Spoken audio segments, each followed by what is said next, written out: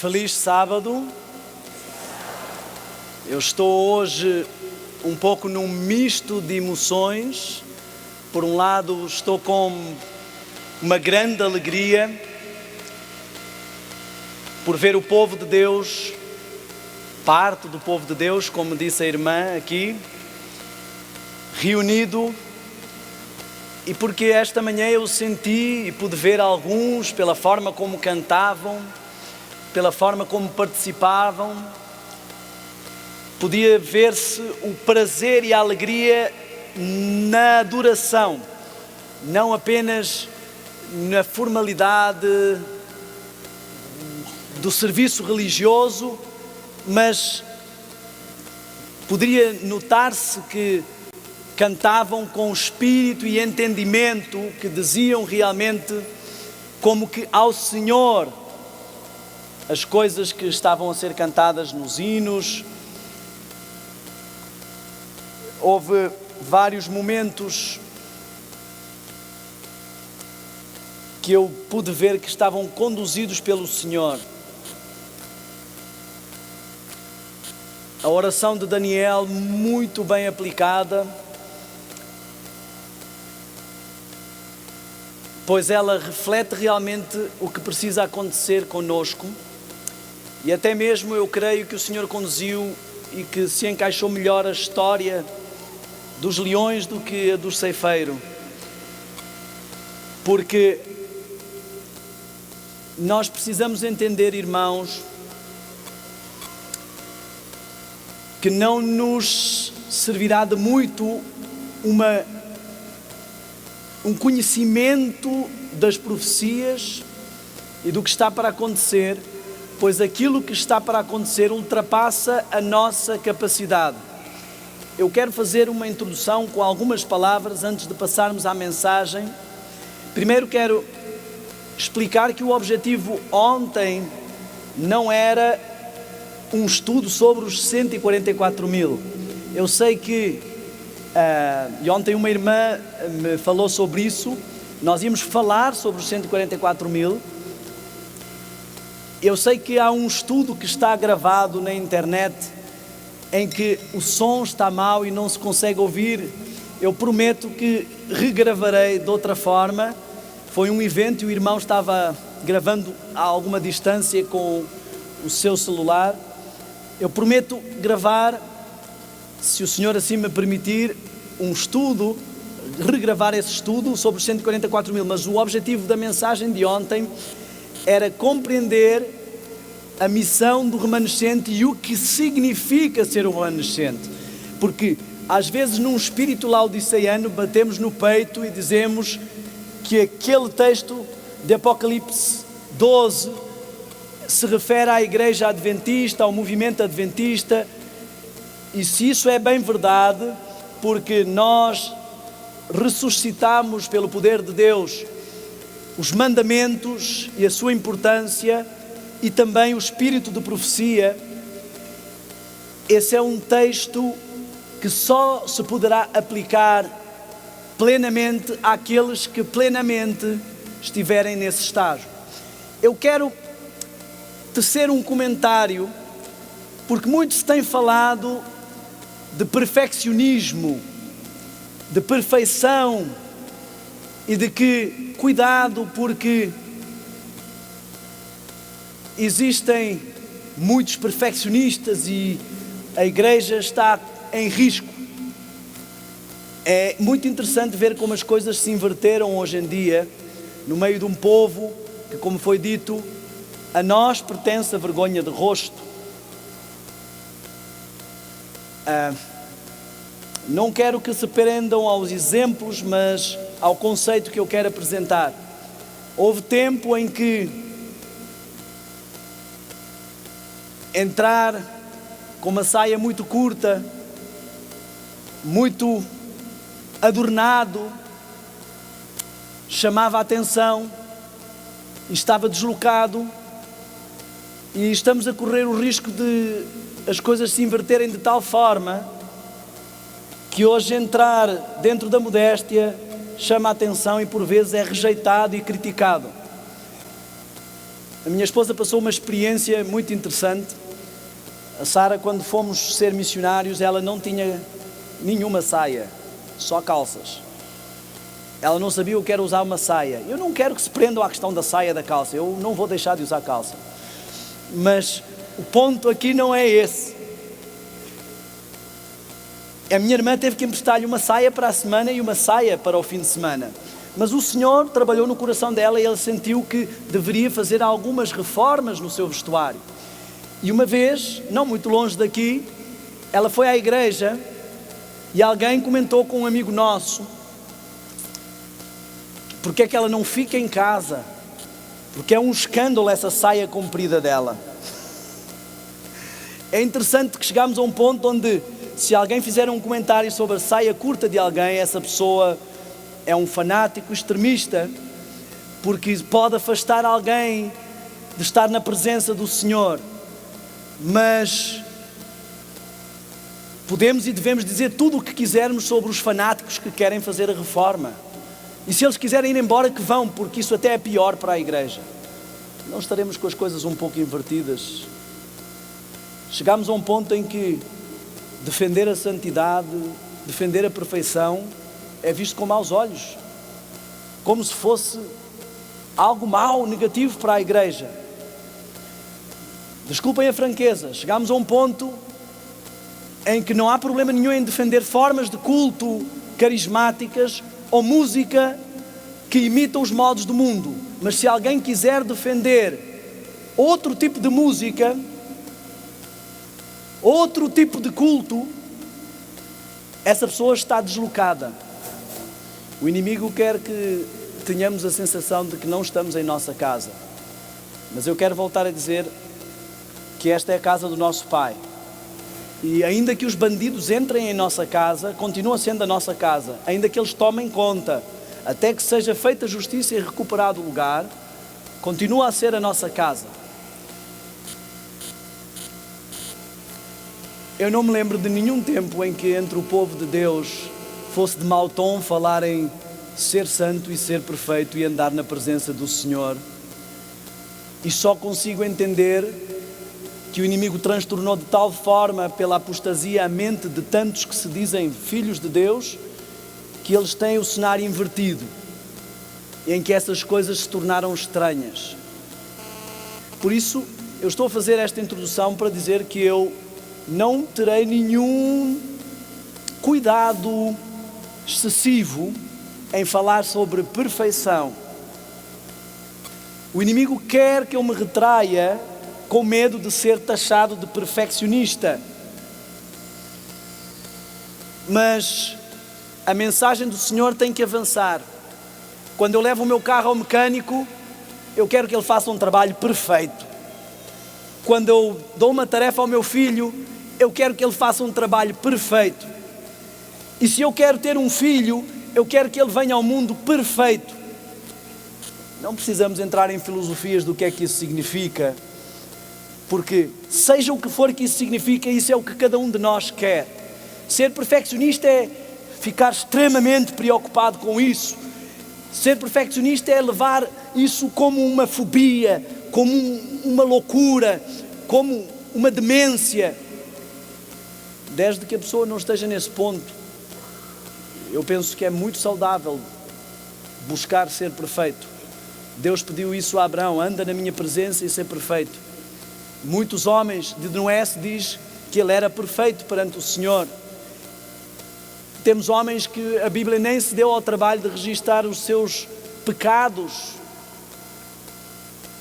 de tal forma foram perfeitos. Eu não estou a dizer que eles não pecaram, todos pecaram e destituídos estão da glória de Deus.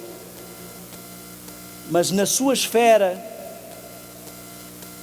eu quero que entendam uma coisa, porque isto é mais um ataque do inimigo. Porque o parâmetro para a perfeição do homem é a perfeição de Deus. Obviamente Deus não quer dizer que vamos ser perfeitos como Ele. Quando eu peço ao meu filho que me imite quando eu faço algo e que o faça com perfeição, eu não estou à espera que ele consiga fazer como eu consigo. Mas eu quero que na esfera dele ele imite perfeitamente o que eu faço. E quando eu digo ao meu filho assim: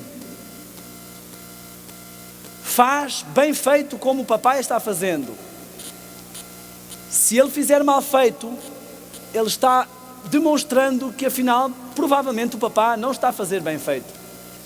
Se Deus disse, sede santo como eu sou santo, o que estamos a dizer ao mundo é que Deus não é tão santo assim, porque nós não estamos santos nem perfeitos. Nós vamos falar sobre o que significa realmente a perfeição e como o ladrão da cruz era perfeito.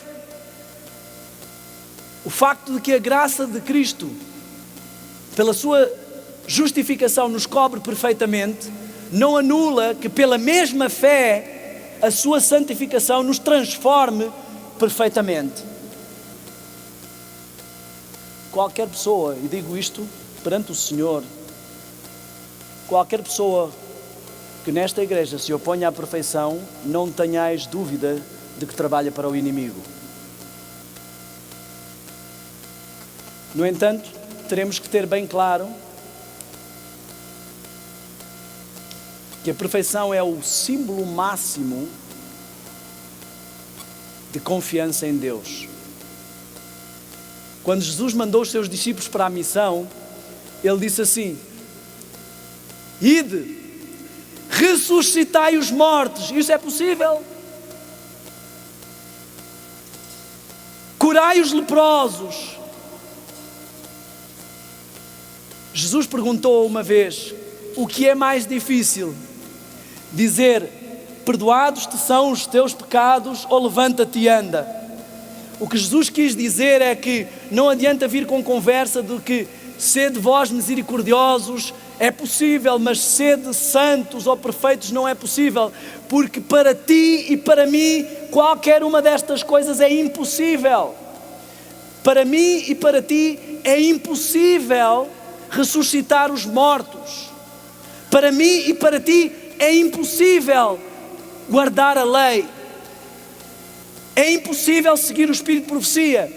E no expoente máximo do que Deus espera do seu povo é que ele reconheça a sua incapacidade e impossibilidade de fazer qualquer coisa que o seu Deus lhe pede, e então ele se agarre totalmente ao seu Deus e assim Deus possa operar. É assim que o remanescente vai guardar os mandamentos e ter a fé de Jesus.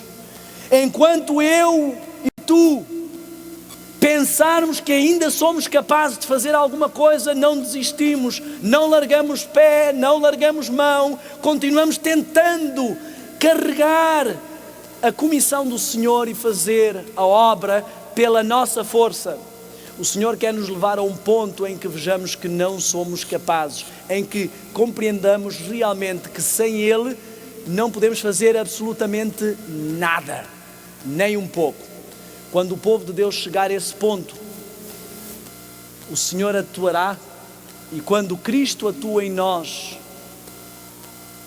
o trabalho que fazemos é perfeito. Este é o ponto a que a igreja precisa de chegar. Eu ainda não comecei a mensagem, estou só na introdução. Alguém cometeu o erro de dizer para eu não me preocupar com a hora hoje. Quero recomendar um livro. Esta capa é a versão da Casa Publicadora Portuguesa. Sei que aqui a CPB também tem. Preparação para a crise final. Se você quiser analisar um pregador, analisar um movimento e ver se ele é dissidente, é muito fácil. Mandamento sobre mandamento, regra sobre regra, o espírito dos profetas está sujeito aos profetas. Os teus ouvidos ouvirão a palavra que está por detrás de ti, dizendo: este é o caminho, não te desvies para a esquerda como Efraim, ou para a direita como Dan. Não sejas extremo liberal ou extremo conservador. O caminho do santuário é este, e a voz da palavra que está por detrás de ti. No Antigo Testamento, no Novo Testamento, no Espírito de Profecia e na forma como Deus tem conduzido a Igreja Adventista e inspirado encontros e encontros da Conferência Geral, temos ali toda a identidade. Volto a dizer, a apostasia não anula essa identidade e a voz da palavra que está por detrás de nós, porque o Senhor disse que até que tudo seja cumprido, nem um jota, nem um til se removerá. A apostasia apenas muda o comportamento das pessoas, mas não muda os parâmetros do Senhor. Este é um livro que foi escrito nos anos 40 e 50 e ele prega exatamente a mesma mensagem que muitos não querem ouvir hoje. Se vocês abrirem as vossas revistas adventistas desse tempo, e não estou a dizer que elas são melhores que as deste tempo, existem muitos bons artigos, mas hoje em dia nós pertence a confusão de rosto e existe muita gente tentando mudar a identidade da igreja. Volto a dizer e quero esclarecer, estou a falar contra a apostasia na igreja e não contra a apostasia da igreja. Esta igreja não mudou, nunca mudará e os seus estatutos são os mesmos, mas agentes do inimigo querem transformá-la noutra identidade. Quero que tenhamos claro enquanto estamos aqui que a primeira tentação do inimigo é fazer-nos ir para a esquerda, condescender com o apetite e transformar as pedras em pão. Comer a comida de Babilónia. Quando nós não cedemos e preferimos seguir a mensagem de saúde, a reforma na alimentação, a reforma na nossa vida, ele avança com a segunda tentação. E a segunda tentação é a presunção. Tu podes atirar-te daqui abaixo porque já atingiste um estágio que os anjos te vão proteger. Só tu podes interpretar os sonhos, Daniel. E se nós quisermos ser fiéis, não podemos cair na vaidade de ouvir a voz do inimigo quando ele diz que só tu és fiel na igreja, só tu vestes saia comprida, só tu és vegetariano. Senão cairemos automaticamente na terceira tentação, a adoração, que é o ponto final onde ele quer chegar. Esta manhã eu vou falar de algumas coisas sérias e eu gostaria que todas elas nós sempre escolhêssemos olhar para nós como aqueles que carecem da graça do Senhor.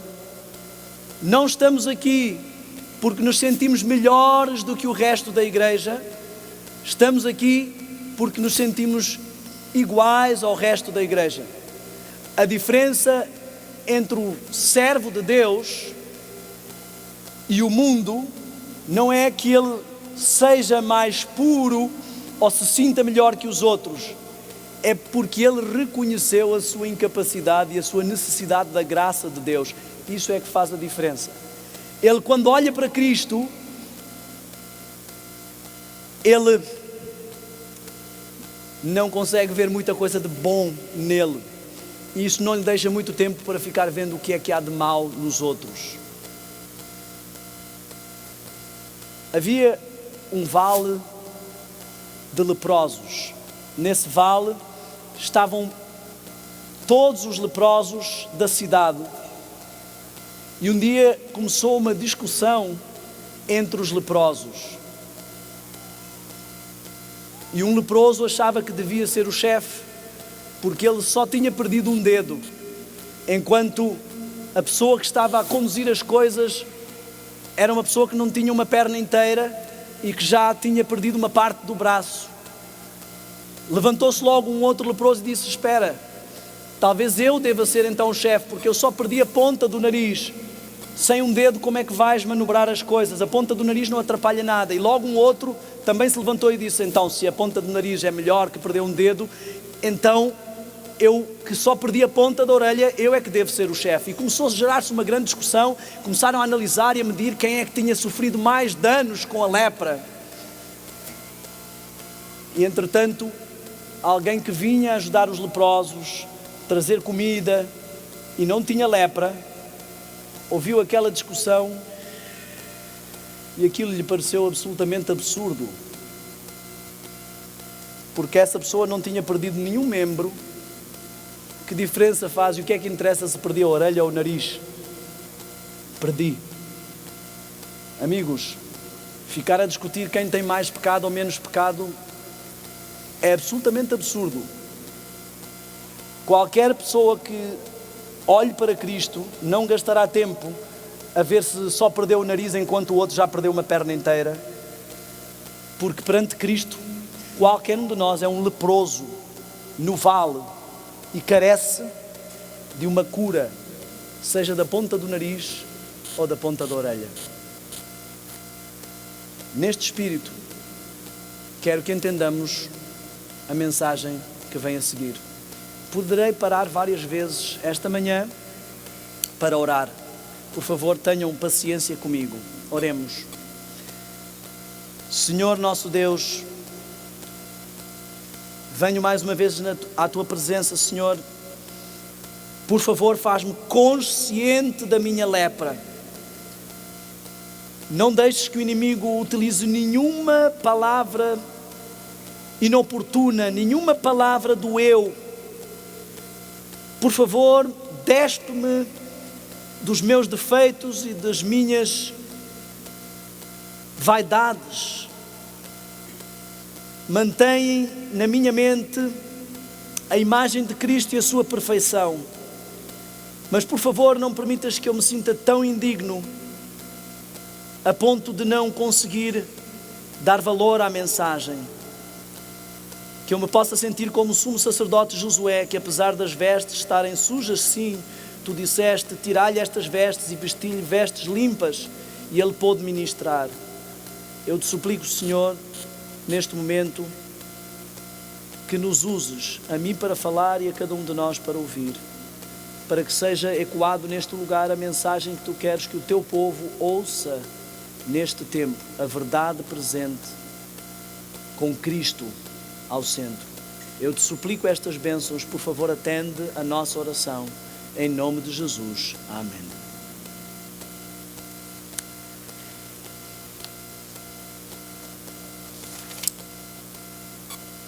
Recomendo, além de Preparação para a Crise Final, o livro Eventos Finais, e um livro que infelizmente muitas das nossas casas publicadoras já não lança.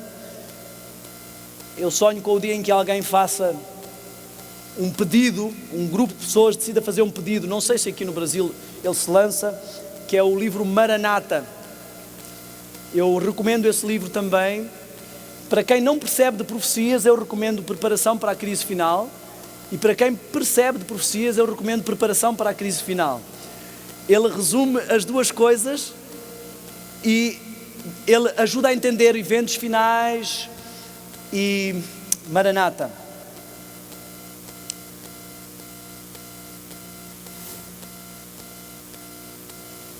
Começámos por tentar definir, e quero fazer um pequeno resumo para aqueles que não estavam aqui, quão próximo estamos do fim. E não sei se isto está... E compreendemos que antes da vinda de Jesus iria manifestar-se na igreja a apostasia, e no mundo haveria a manifestação do homem da iniquidade. Analisámos o cenário já com várias coisas de que falámos aqui neste congresso e compreendemos que sim, a apostasia está no nosso meio. Isso não faz com que a igreja seja Babilónia, mas faz com que a igreja deva sair dos costumes de Babilónia. Quando Deus disse, sai dela, povo meu, Ele não estava a referir-se, sai da igreja, como muitos disseram. O Espírito Profecia diz claramente que qualquer pessoa que diga que a igreja adventista é Babilónia, podeis saber que a mensagem não veio do Senhor. Repare, se os que têm que sair são os fiéis, quando houver a sacudidura, quem é que fica? Porque a sacudidura lança fora a palha. A palha não tem grão, quando é sacudida e vai ao ar, o vento sopra, qualquer vento de doutrina, e faz com que ela saia do balaio. E o grão, o trigo, volta a cair, apesar de sacudido. Todos seremos sacudidos, mas os que tiverem grão, sumo, conteúdo, segundo a palavra do Senhor, ficarão.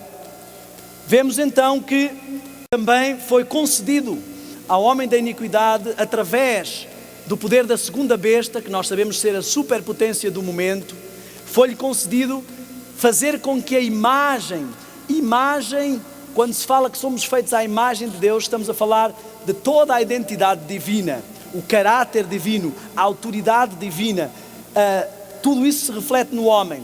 quando se fala da imagem da besta, ela projetar-se-á no protestantismo apostatado, quando houver a união dos três espíritos imundos, que está a acontecer. Nós, creio que muitos acompanharam os movimentos pentecostais aproximando-se do papado e fazendo um convite, e o Papa também tem apresentado os seus convites para voltarem à Igreja-mãe.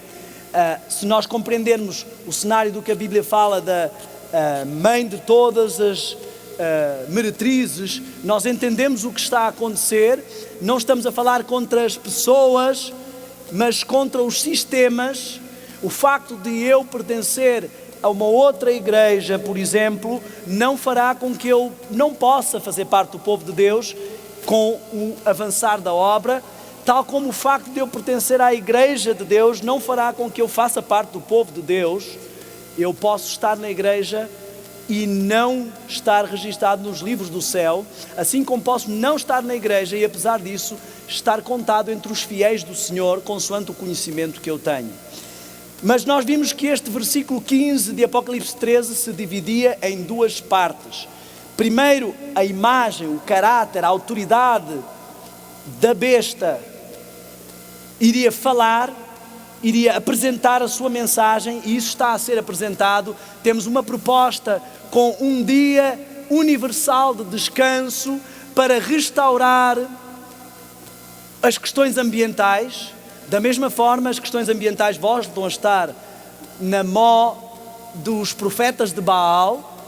Eles consideravam Baal como o senhor da chuva e precisavam que houvesse novamente todo o restabelecer atmosférico. Também queremos idolatrar o Deus Sol, o mundo, queremos idolatrar o Deus Sol para restabelecer o equilíbrio da natureza. Volta a repetir-se o mesmo cenário. E vimos que quando esta imagem falasse e propusesse um governo mundial e propusesse uma identidade ao mundo, a segunda parte desse cenário seria fazer com que fossem mortos todos os que não se quisessem submeter. Eu quero que entendamos que esse sim é o remanescente, aqueles que, mesmo perante um decreto, mesmo perante a força bruta, decidem guardar os mandamentos de Deus, não pelo seu poder, mas pelo poder de Deus em si, e preservar o testemunho do Espírito de profecia. Quero que entendamos aqui coisas sérias. Levantou-se a pergunta: quem é o remanescente que guarda os mandamentos de Deus e tem a fé de Jesus? Chegámos à conclusão que nenhum entre 20 dos nomes nos livros da igreja está preparado para finalizar essa obra, e chegámos à conclusão que precisamos perguntar-nos: serei eu, Senhor? Vimos o perfil daqueles que fazem parte do remanescente. Não estão contaminados com o ecumenismo, não estão contaminados com as falsas doutrinas, com o rebaixamento da norma, com a adoração ao trono de Satanás, com falsa adoração, com uma forma que não é da identidade da igreja. Seguem o Cordeiro como Enoque, e assim como Deus arrebatou Enoque para si, serão trasladados vivos para Deus sem ver a morte. E também eles são as primícias, são os últimos, mas os primeiros em obediência ao Senhor, os primeiros em submissão, os primeiros em humildade, em reconhecimento da sua incapacidade. E eles, na sua boca não se achou engano, estão completamente em consonância com a palavra e com a verdade que é Cristo. Estar em consonância com Cristo, que é a palavra, não significa só dizer o que a palavra disse, mas ser o que a palavra foi. E eles devem refletir essa mesma palavra. São irrepreensíveis. Amigos, não existem nenhumas necessidades de estar a investigar o grego e o hebraico para entender o que quer dizer irrepreensível. E vimos que algo estava a acontecer, que havia saído uma mensagem para não soltar os ventos das pragas, das calamidades que estão para atingir a terra, até que esse remanescente fosse selado, aprovado. E isso levantou uma pergunta: qual é o próximo evento profético importante para o povo de Deus. Em que é que o povo de Deus se deve focar neste momento? Qual deve ser a atenção? Para onde deve estar virada essa atenção? E isso nos traz para o nosso tema de hoje. A atenção do povo de Deus tem sido distraída. Existem muitos adventistas que se distraem com a agenda do inimigo, em vez de estarem concentrados na agenda de Deus. Quero dizer uma coisa: decreto dominical não é uma preocupação do povo de Deus. Faz parte da agenda do inimigo. Obrigar, forçar, coagir, tudo isso faz parte do caráter do inimigo. O povo de Deus precisa estar focado com os céus, com aquilo que acontece no santuário. Isso é o que interessa ao povo de Deus. Sabendo que está a acontecer o juízo, que deve haver na terra, como há uma purificação do santuário no céu, deve haver uma purificação do templo. Já disse aqui e volto a repetir, Jesus purificou o templo no início do seu ministério e purificou o templo no fim do seu ministério. Porque no início da igreja cristã ele teve uma igreja pura e apesar das dificuldades, no fim da igreja cristã ele purificará outra vez os templos do Espírito Santo e eles estarão prontos para receber novamente a chuva e serão uma igreja pura. Nada foi feito no ministério de Cristo por acaso. A última chuva é o nosso foco. Para tal precisamos compreender um pouco o calendário de Israel. Eu não quero que se assustem com o quadro que eu vou mostrar. Ele parece mais complicado do que aquilo que ele é, porque tem muita informação. Ele foi feito para um trabalho para a disciplina de Teologia Sistemática. No início do meu curso. Mas eu vou utilizá-lo e eu quero dizer também que está a ser preparado material que depois a organização do congresso fará chegar às pessoas, mas além disso nós estamos a preparar material que depois, se quiserem deixar o vosso e-mail, vos mandaremos. E algum desse material tem a possibilidade até de ser impresso, se quiserem. Isso, claro, não seremos nós a custear, mas estaremos à disposição, está disponível para tal. E para quem quiser, mas de qualquer forma estará acessível em versão digital para quem quiser. Teremos um quadro profético, teremos o quadro também do calendário de Israel, coisas que possam ajudar e outros materiais. Portanto, se quiserem deixar o vosso e-mail, faremos chegar essas coisas. Não dá para ver nada do que está ali, mas eu vou explicar mais ou menos. O que tem no centro é um calendário dos meses judaicos e o calendário de Israel tinha dois inícios de ano, um início de ano civil e um início de ano religioso, e ele tinha no início do ano civil alguns eventos que são os que nós vemos profeticamente. No início do ano civil acontecia o Yom Kippur, quebrava esse ciclo, e acontecia também a chuva e plantava-se, e depois, no início do ano religioso, havia o início das colheitas. Eu não quero entrar em detalhes, eu preparei uma coisa mais simples que nos ajuda a entender o que eu estou a dizer. Dei 2 cliques. As festas, eu sei que há muitas pessoas que creem que se deve guardar as festas literalmente. A Bíblia trabalha com tipos e antítipos. Não faz sentido cumprir o tipo e o antítipo ao mesmo tempo. Eles não são para ser mesclados. Uma coisa representa o símbolo e depois temos o seu cumprimento. A Páscoa representa para o povo de Israel o sacrifício do cordeiro. Passar por cima é o que significa Páscoa, por isso os ingleses usam Passover. Significa que o anjo da morte vai passar por cima daqueles que tiverem o sinal e eles não serão atingidos. Muito importante, aqueles que estiverem no sangue do cordeiro, com o símbolo e a marca do cordeiro, não serão atingidos. Isso representa a morte de Cristo. Temos a festa dos pães, que representa o que eles levaram quando saíram, a sua primeira refeição livre do jugo, e também o pão que receberam, o maná, e representa Jesus que foi apresentado na sepultura, não é? Como uma oferta, um sacrifício. Depois temos as primícias, a festa em que se apresentava as primícias das colheitas, muito semelhante ao que temos hoje como o Thanksgiving, o Dia de Ações de Graças, que representa Jesus depois da ressurreição, sendo apresentado ao Pai, como tendo cumprido todas as coisas, e representa a nova vida de santificação que o povo de Israel ia ter agora. Temos o Pentecostes, que representa Deus entregando a lei ao seu povo e gravando a lei no coração do seu povo, e esse Pentecostes também representa a unção de Cristo no céu, quando Jesus foi ungido como sumo sacerdote, como mediador, trazendo o povo no peito. Isso se manifestou no Pentecostes. Temos a festa das trombetas, que chama o povo para a preparação.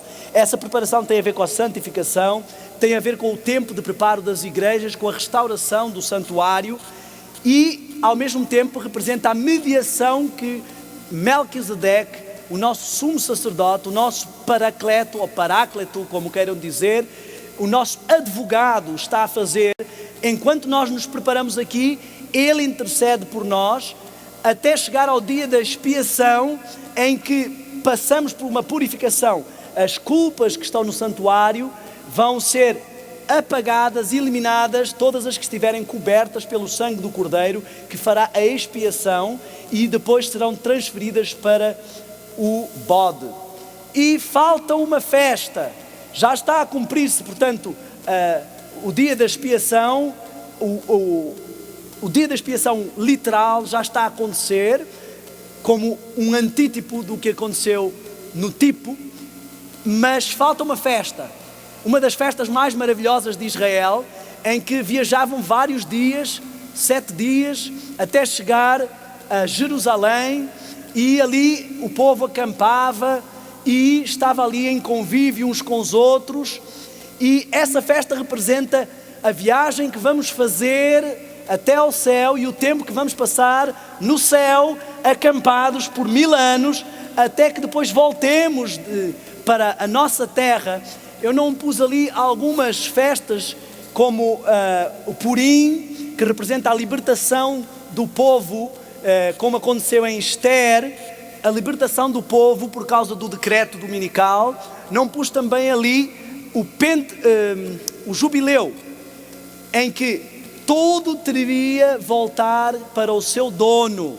Então a terra que foi usurpada por Satanás vai voltar para o seu dono e ser novamente entregue a Adão, e tudo vai ser restaurado. Mas eu queria chamar a nossa atenção para algo muito importante. Um texto que está em Deuteronômio 11, versículo 3.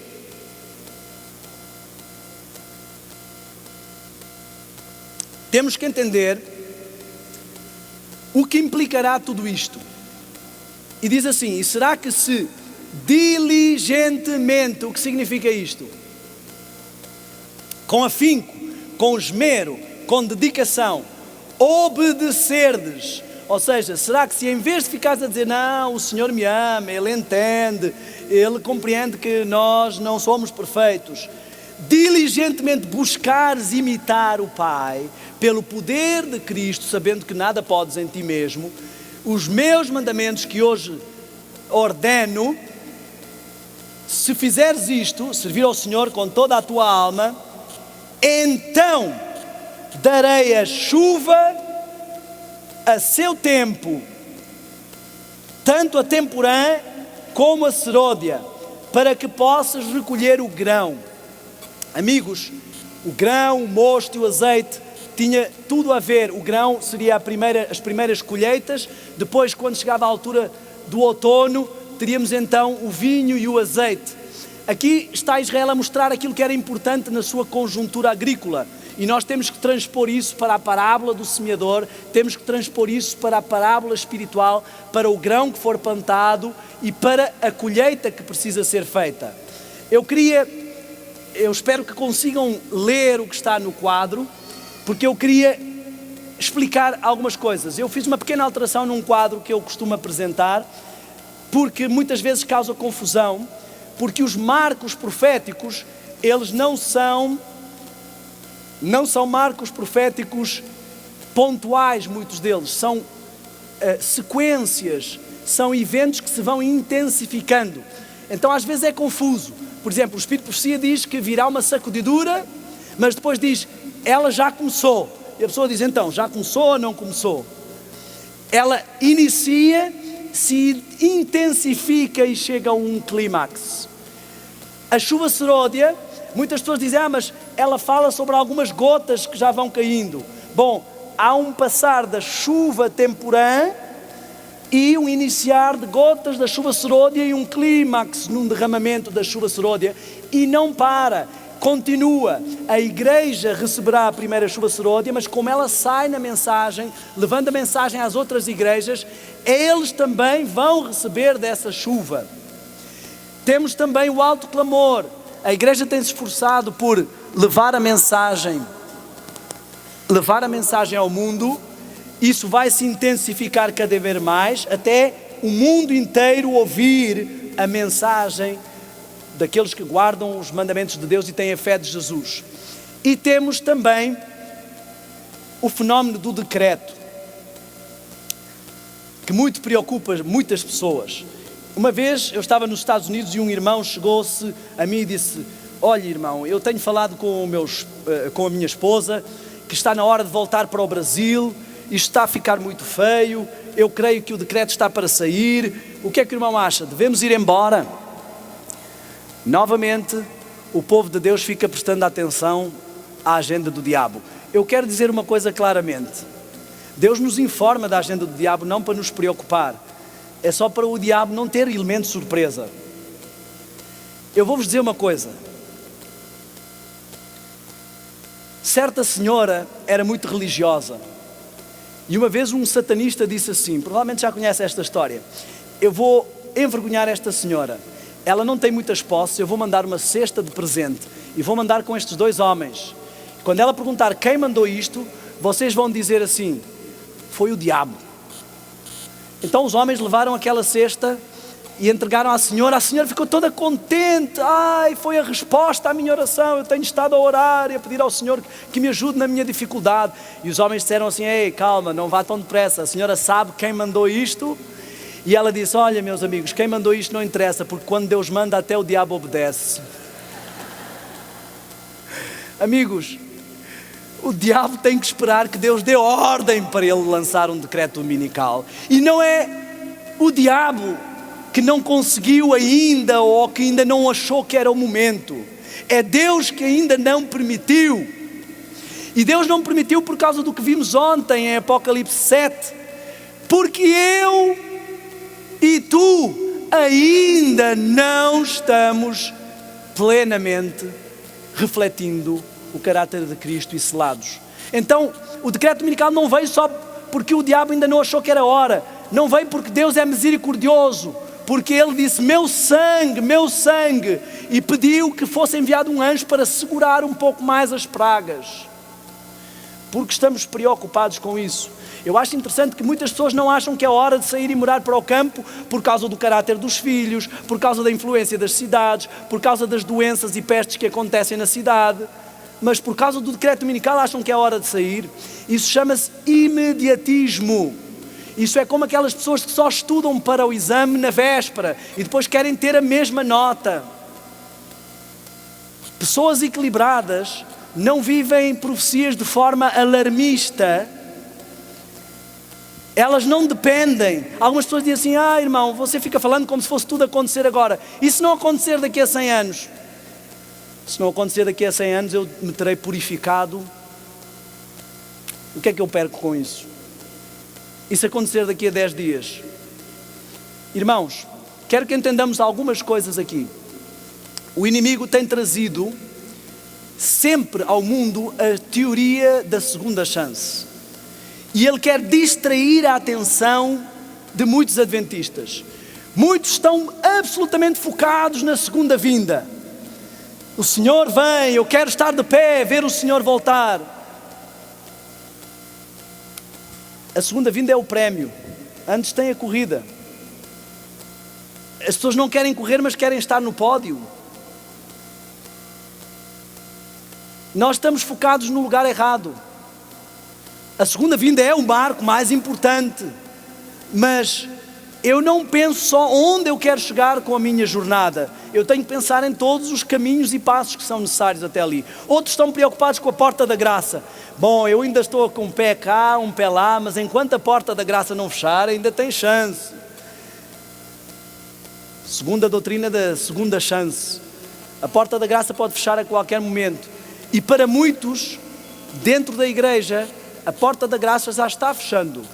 Porque as mensagens de reavivamento que o Senhor está mandando pelo seu Espírito não têm nenhum efeito.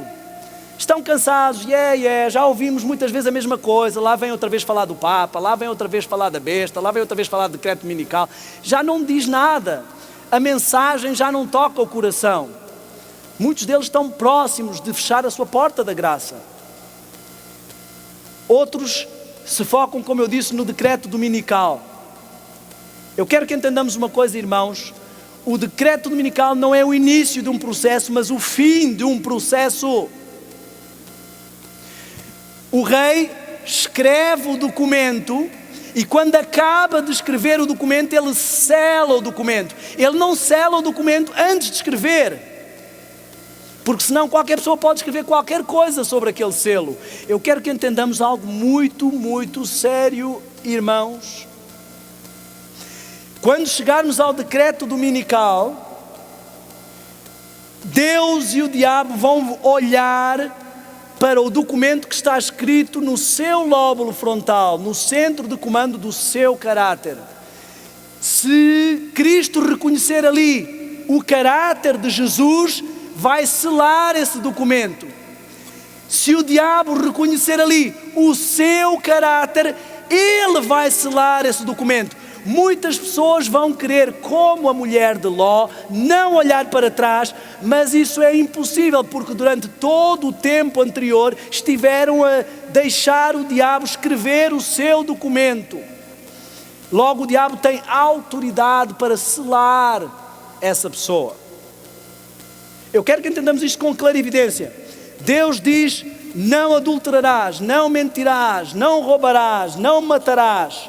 Interessantemente, isto no hebraico, a forma verbal é um futuro de promessa.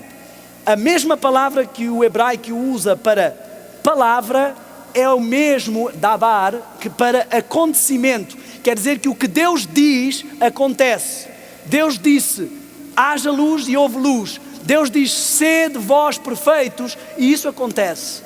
E Deus diz: não matarás. Ele não está a dizer uma ordem apenas, Ele está a fazer uma promessa. Tu chegarás ao ponto de não mais matar. Tu chegarás ao ponto de não mais adulterar. É isso que a palavra quer dizer no original, na Torá.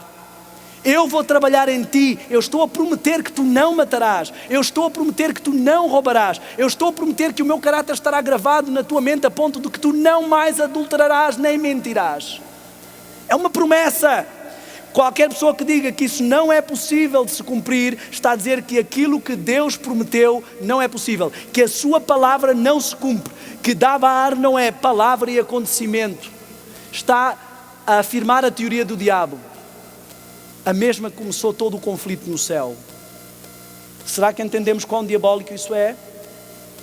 Quando Deus diz: não matarás, não me roubarás, não dirás falso testemunho, mas eu vejo filmes de mentira, ouço músicas sobre sensualidade livre, leio livros, vejo coisas e estou na internet alimentando o caráter contrário, eu estou a escrever no centro de comando do meu ser o documento com a identidade do inimigo, que vai ser selado pelo inimigo quando sair o decreto dominical. Muitos adventistas vão estar em desespero. Eles sabem o que está a acontecer, sabem que aquilo é o sinal da besta, sabem que não deveriam estar a vergar-se, mas não têm força espiritual, porque essa força não vem de nós mesmos. Só o poder de Deus em nós pode executar isso. Quando Cristo olhar, E quando o poder religioso corrompido forçar as pessoas a obedecerem ao diabo e desobedecerem a Cristo, Cristo vai olhar e vai ver que o caráter dele está nos seus filhos e vai selar o documento.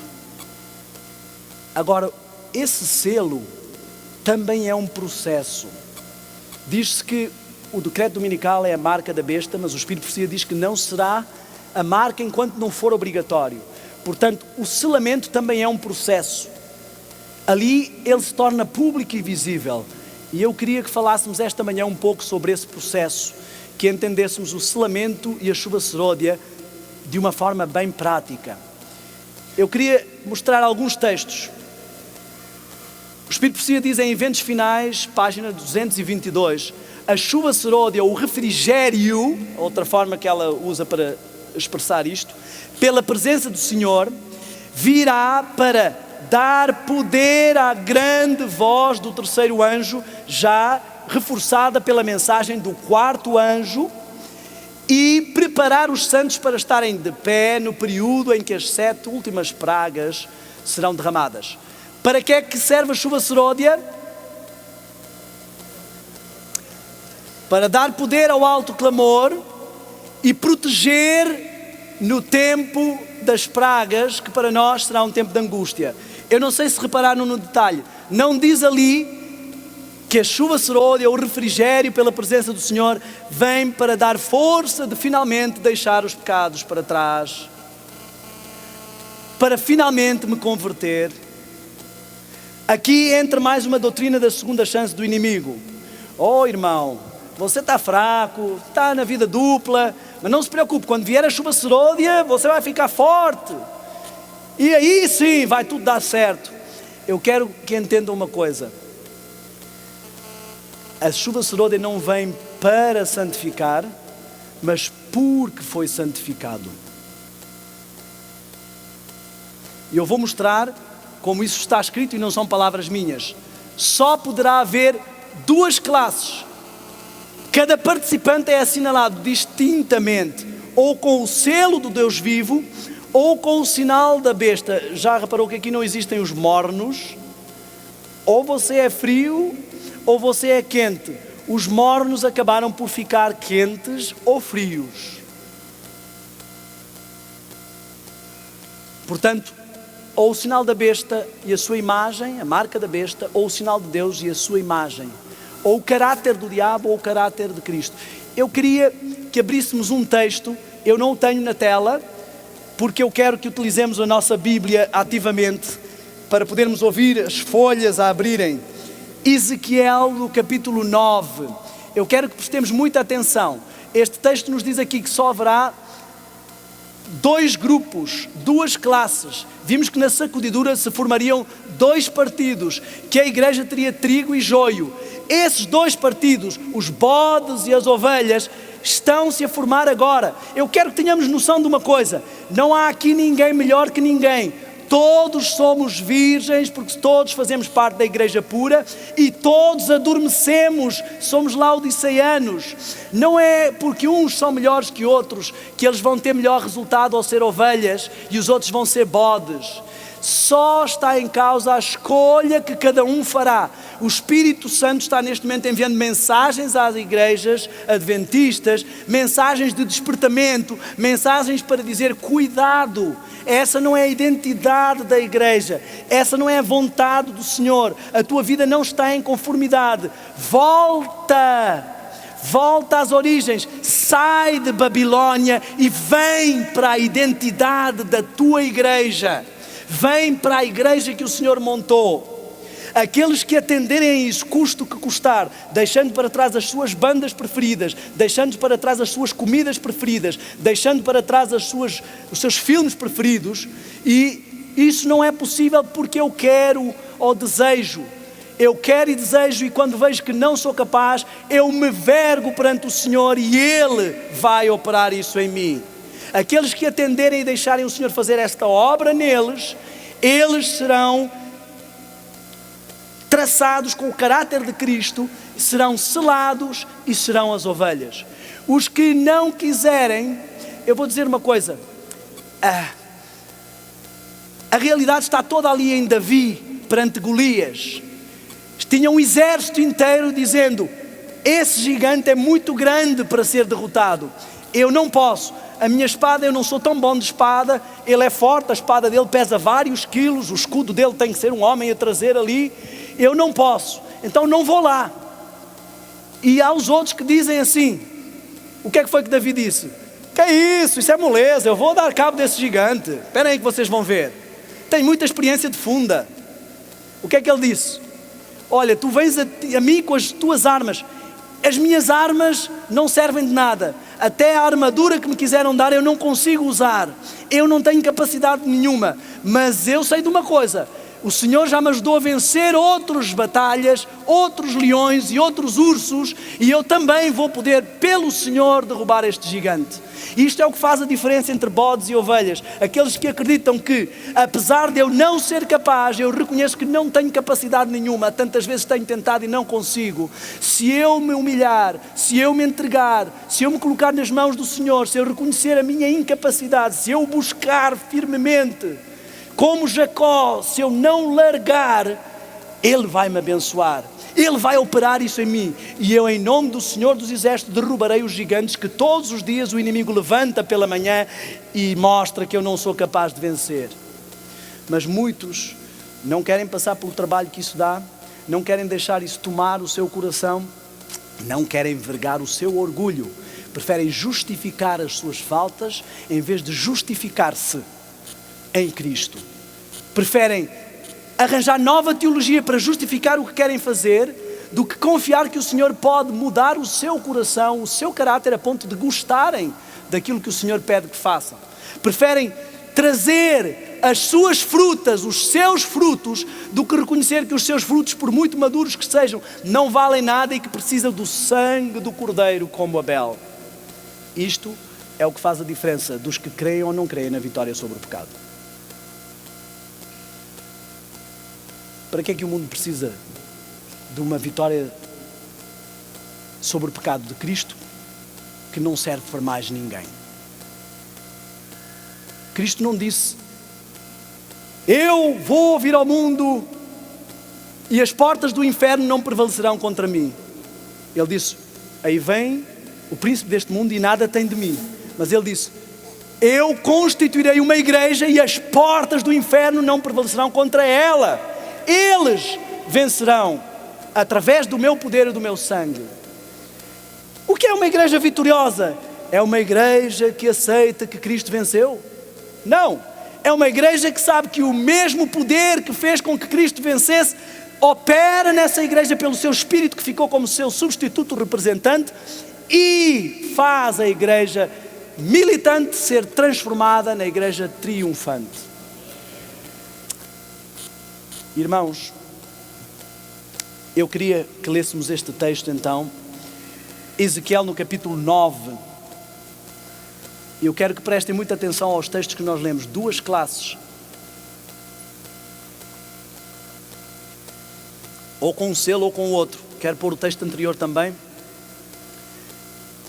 que dizia,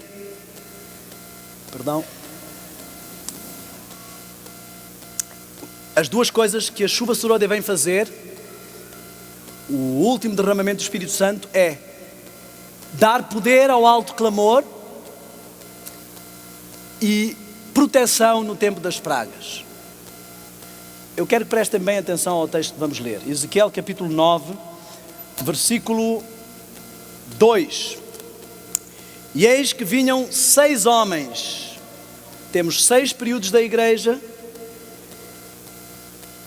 em que Cristo esteve a trabalhar, como trabalhou com Naamã, em 6 mergulhos. E diz um pouco mais à frente que estes homens vinham cada um com a sua arma destruidora na mão. E interessantemente, entre eles vinha um homem vestido de linho com um tinteiro de escrivão na sua cintura. Um tinteiro de escrivão na sua cintura. E nós vemos pelo cenário, eles estavam junto à porta superior e estavam a olhar para a zona norte, e depois diz que estavam junto ao altar de bronze, e nós vemos que todo o cenário é um cenário de templo. Eles estão num cenário sagrado, não num cenário pagão. mas eles vêm ali porque há problemas. O versículo 4 diz assim: e disse-lhes o Senhor: passa pelo meio da cidade. Pelo meio de quê? Jerusalém. O que significa Jerusalém espiritualmente? Cidade do Senhor. Está depois descendo do céu, porque os santos vão estar lá. Deus quer morar com o seu povo no Monte de Sião. É o centro da sua atenção. Passa pelo meio da cidade, pelo meio de Jerusalém, e marca um sinal às testas dos homens que suspiram e que gemem por causa de todas as abominações que se cometem no meio dela. Vemos aqui claramente o paralelo profético. Antes da vinda do Senhor, haveria uma apostasia em Jerusalém. Antes da vinda do Senhor, haveria aqueles que gemem, que choram, que sofrem por ver o que está a acontecer com Jerusalém. Será que quando Jesus chorou, Jerusalém, Jerusalém, que matas os profetas, ele estava a atacar a igreja? Ou a advertir a igreja? A tocar a trombeta para a igreja, para que se preparasse para o Yom Kippur, para a purificação, para o dia em que toda a alma que não se afligir será extirpada do seu povo. Aqueles que gemem porque já viram uma igreja com uma identidade e veem essa identidade pisada a pés. E sabem que aquilo foi o Senhor que revelou à igreja e que essa é a igreja. Vimos que claramente no paralelo profético o Senhor pediu que se esperasse até que o tinteiro que o anjo traz ao seu lado fosse utilizado para selar. Não disse aqueles que são melhores, aqueles que são santos, aqueles que são melhores que os outros. Aqueles que choram e gemem pelos seus pecados, pela sua condição, por verem a que ponto chegaram, pela vergonha de rosto e pelo estado a que chegou o povo do Senhor. Aqueles que, como Daniel, se humilham e choram e gemem: Senhor, tem misericórdia de nós, porque nem sequer temos consciência. Como Jesus na cruz, choram e gemem: Senhor, perdoa, porque não sabemos o que estamos a fazer. 6 homens com armas. O Espírito Profecia claramente vai descrevê-los com um paralelo das pragas, e um homem com um tinteiro farão a diferença de quem vai receber as pragas ou quem vai ser selado e protegido no tempo das pragas e levar a mensagem de poder de Deus para transformar a sua igreja. Veja o que é que diz no versículo 6. Eu vou pular a parte do matai velhos, jovens. Há muitas polémicas se isto será literal ou simbólico. Eu não estou preocupado com esse detalhe, porque Jesus disse que deixem os mortos enterrar os seus mortos. Ele estava a falar de mortes espirituais. Então, se estas pessoas vão morrer espiritualmente, perder a vida eterna espiritualmente, ou vão morrer fisicamente, isso não faz diferença nenhuma. É como quando Deus mandava uma punição e um povo inteiro morria. As pessoas dizem: mas como Deus foi tão cruel? Deus foi misericordioso. Quanta gente hoje, se o cão está sofrendo lá, o cachorrinho está sofrendo, mata o cachorrinho para ele não sofrer. Na realidade, Deus foi misericórdia, porque esse pessoal não ia a lado nenhum, não ia ser salvo, ia gastar aqui um tempo e espalhar maldade e a doença para toda a gente. Eu quero que entendamos aqui, não interessa se isto é matar ou não fisicamente, o ponto que eu quero realçar vem a seguir.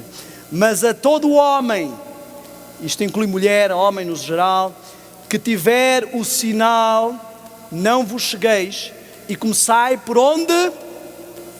Pelo meu santuário. Irmãos, não sei se lembram, quando foi posto o selo, o sinal, nas umbrais das portas do povo de Israel, o sangue do Cordeiro, e o anjo passou por cima. A todos os que tinham o sinal, o anjo da morte não ia penalizar. Foi bem literal. Vemos também que aconteceu o mesmo quando vimos aquele anjo que vem fazer a punição de Davi e que é impedido de avançar até certo ponto pelas orações, mas que mesmo assim causou uma razia. eu não estou preocupado se isto é literal ou simbólico. Eu quero que nós nos foquemos no que interessa aqui. E o que interessa aqui, irmãos, é que só não será atingido pelas armas destruidoras aquele que tiver o sinal. Mas eu quero chamar a atenção para algo muito interessante. Diz, comecem por onde? Pelo santuário. Começa pelo santuário porque é ali que está a acontecer o julgamento. Começa pelo santuário porque é Jerusalém, porque é a parte mais responsável, é a liderança também. Começa pelo santuário porque é o povo de Deus, porque é ali que se processa toda a intercessão e porque é ali que se é ilibado ou não quando se abrem os livros. Todos nós sabemos que o julgamento começa pelos mortos e pela casa de Deus. Irmãos, faz alguns anos que eu não ouço, pode ser que eu não tenha me cruzado com isso, mas faz alguns anos que eu não ouço pregar frequentemente sobre o julgamento dos vivos. Eu lembro quando era criança que isso era uma coisa que nós levávamos muito a sério. A qualquer momento Jesus podia passar do julgamento dos mortos para o julgamento dos vivos. E pode estar passando o meu nome. Hoje em dia ninguém se preocupa com isso. Será que nos esquecemos que no meio da ministração de Melquisedeque, ele vai acabar os processos dos mortos e começar cada um dos nossos casos?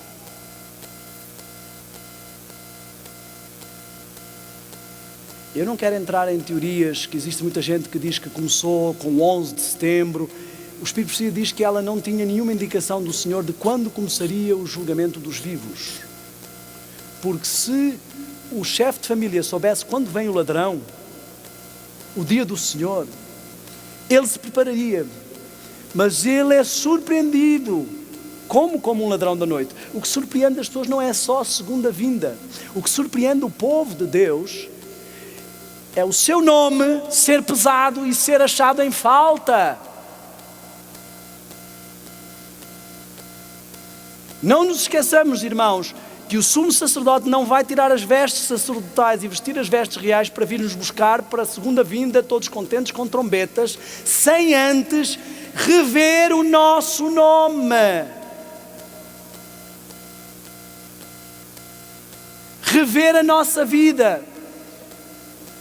Aqui tem muito essas investigações, não sei como é que chama, por causa dos mensalões e os políticos ficam desesperados quando chega o nome deles e vai ser tudo passado a fente fino. A sua esperança é tentar corromper, por vezes, a pessoa, comprar a pessoa que vai fazer a revisão. Não creio que consigamos comprar Melquisedeque. Oh, irmãos, eu digo com sinceridade, nós andamos a brincar às profecias, andamos a brincar aos crentes, andamos a brincar às famílias. Nós não temos realmente consciência do que significa. Deus é santo. Ele é amor e fogo consumidor, é o que diz sempre a minha sogra. Fogo consumidor. Não é que Deus queira consumir. Alguém disse uma vez que quando Jesus morreu na cruz, houve trevas porque o Pai quis descer e estar junto do Filho e teve que velar, porque senão todos seriam consumidos. A bondade e a santidade do Senhor consomem a todos os que estão no santuário sem estar purificados. Se estamos no povo do Senhor, no santuário do Senhor, na presença do Senhor, sem o caráter e a glória do Senhor, seremos consumidos. Temos 150 anos de adventismo, o Senhor tem protelado o quanto pode passar a julgar os vivos e nós temos tolerado essa graça como se fosse de graça. Sabem, às vezes o meu filho, quando eu digo assim, olha, agora você foi longe demais e eu vou ter que te castigar. Foste longe demais, vou ter que te castigar. Ele suplica, vai. E daí a pouco quando eu digo, ok, vou-te dar mais uma chance, ele esquece tudo. Já volta. E assim estamos nós. O Senhor tem dado misericórdia após misericórdia. E nós achamos que, ok, Ele perdoou outra vez. Vamos lá, voltamos para o mesmo. Irmãos, quero que falemos muito a sério sobre algo aqui. Estamos a ver claramente que se estão a definir os cenários de um decreto, os cenários de todas as coisas que estão profetizadas. Estamos a ver claramente que antes disso acontecer, há todo um processo que tem que acontecer com o povo de Deus. E antes de se fechar a porta da graça, e antes do decreto dominical, Deus vai começar a analisar cada membro desta igreja e a sua vida. E o padrão é o ancião ou o presidente. Qual é o padrão pelo qual vamos ser julgados? Qual é a lei pela qual se está a julgar cada caso? O padrão é Cristo. O Espírito Santo tem avisado várias vezes para não baixar a norma, porque diminuir a norma não vai fazer mudar o padrão.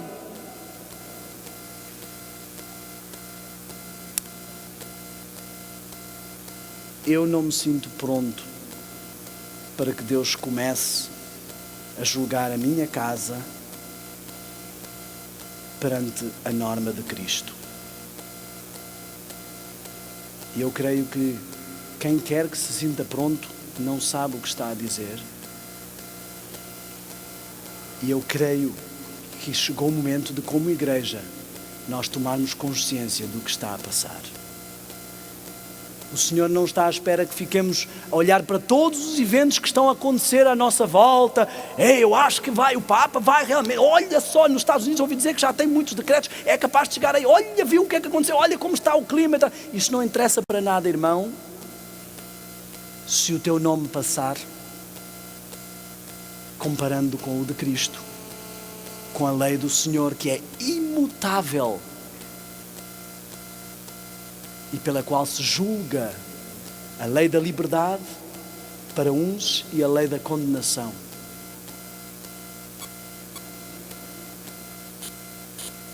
Eu lembro-me que aqui no Brasil havia alguém que cantava, não sei se era a irmã,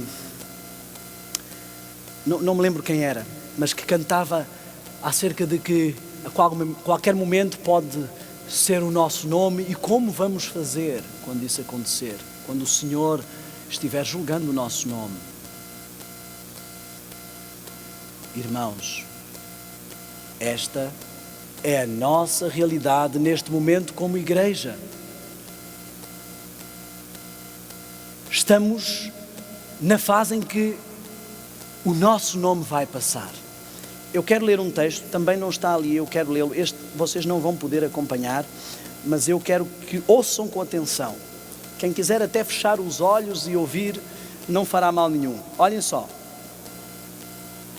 É um texto que está no livro Eventos Finais, no capítulo 16, na página 229, primeiro parágrafo. Nós acabamos de ler Ezequiel 9 e vimos o que está ali a passar. 6 homens com armas destruidoras que vão arrasar todos aqueles que cometem abominações e que vão começar pela casa de Israel, pelo seu santuário. E um homem que vai selar. Nós vimos, se começarmos a juntar aqui os textos, vemos claramente tudo o que está a acontecer. Nós vemos que Jesus enviou um anjo para pedir aos 4 anjos que segurassem os ventos para que ele tivesse tempo de ministrar em favor e que o seu povo pudesse ser assinalado, o seu remanescente. E agora vemos esse anjo que lemos no Espírito por si que trazia algo na mão. E agora vemos aqui Ezequiel mostrando alguém que vem com um tinteiro e que na sua mão traz a pena para assinalar. E vejam agora o que é que o Espírito por si vai dizer, e juntando tudo o cenário fica claro. Vi anjos indo aceleradamente de um lado para o outro do céu. Os anjos estão conscientes, eles têm acompanhado a nossa vida, alguns deles têm cuidado de nós dia a dia e sabem como têm sido as nossas lutas e às vezes o nosso desleixo. Um anjo com um tinteiro de escrivão, tem alguma coisa a ver com Ezequiel 9? Ao lado, voltou da terra